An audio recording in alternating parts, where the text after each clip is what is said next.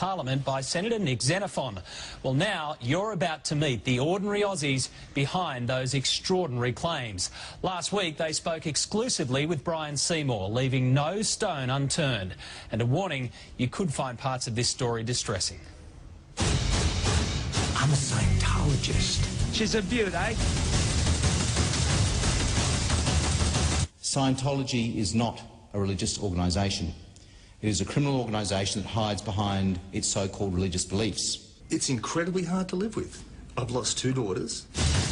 It's said we live in an age of the cult of celebrity. Among religions, Scientology is often referred to as the celebrity cult. What we are seeing is a worldwide pattern of abuse and criminality. Oh, God, looking at human beings as assets. It's hard to comprehend how you can do that. Thank you. These are the brave souls who wrote to Nick Xenophon, the independent senator from South Australia, with serious allegations that have rocked Scientology. As criminal. And hiding behind religious beliefs to make money. It's drawn instant condemnation from the church. Senator Xenophon has used parliamentary privilege to make some outrageous and completely wrong statements about Scientology. Senator Xenophon is renowned for his stance against poker machines. Now he's used parliamentary privilege to protect these ordinary Australians from Scientology's army of lawyers. These victims of Scientology claim it is an abusive, manipulative, violent and criminal organisation, and that criminality is condoned at the highest levels. First of all, let me just check. All of you are out of Scientology. Yeah, that's correct. Correct. This is Paul Schofield, 53 years old, a powder coater who got out last year after 3 decades inside Scientology.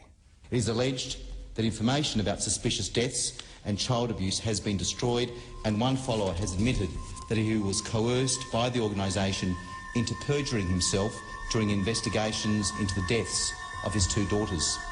Are you saying that that did happen? It happened.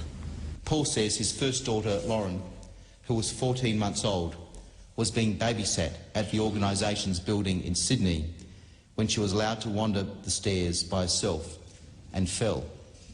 She died in hospital 2 days later. Paul says he felt pressured by Scientology executives not to request a coronial inquiry, pressure he ultimately gave into. You've been out of the church for just over a year, I think. How do you feel about that? Well, it's incredibly hard to live with. I've lost 2 daughters. Both times I've done my utmost to protect the church from any consequences of those deaths. For what? Seriously, for what? It's like, at the time, as these guys have already said, you look at something as the greatest good for the greatest number, and Scientology must be protected at all costs. His second daughter, Kirsty, who was two and a half, died after ingesting potassium chloride, a substance used as part of a so-called purification program run by the organisation. Under the direction of Scientology executives, Paul says he perjured himself to the police and during the coronial inquest in order to protect the organisation. I look at my past 30 years and I go, what sort of brain-dead zombie was I? Seriously, I can't justify my actions. I can't critically say what I did was correct. I cannot do that, and I have to live with that. But the best I can do is make sure that no one else falls into that trap. Aaron Saxton is 36 years old, an IT contractor. Aaron is now based in Perth. Aaron Saxton is one of the victims of Scientology who wrote to me. He was born into the organisation and rose to a position of influence in Sydney and the United States. What do you think the average Australian, hearing about some of the claims you've made, would make of Scientology? What would they think of Scientology, hearing some of the things you were involved in, you witnessed? I think that they would question whether or not those tactics, those sort of policies would actually be acceptable in a country that's a democracy, a first-class country. Or a first-class outfit featuring some of the brightest stars in the world. Let me ask you about a couple of specific things Senator Xenophon has mentioned. He says while under control of Scientology, he was involved in coercing female followers to have abortions. How do you feel about this now? How do I feel about it?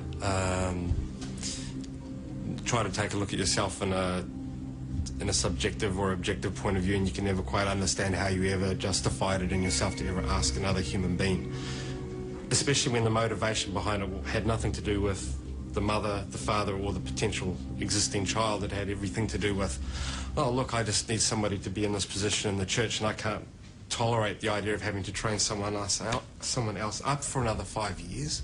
And that's your motivation behind it. Aaron says women who fell pregnant were taken to offices and bullied to have an abortion. If they refused, they faced demotion and hard labour. Aaron says the hope in the organisation was that if these pregnant women were given these punishments, they would give in and have an abortion or miscarry. You say the word abortion, back then I heard the word, I've got a recruitment problem. A recruitment problem. It's not so much about abortion, forcing someone to have an abortion. So, and how do you force them? What was the threat? What was the penalty if they didn't have the abortion? What were they facing? The penalty was identical in every state, because the bottom line... And what's the penalty? You could be put through what they would call a confessional, which any other human being would call an interrogation. Perhaps the most stunning evidence about forced abortions in Scientology comes from the founder of Scientology himself. This is L. Ron Hubbard, giving one of his Scientology lectures in 1952.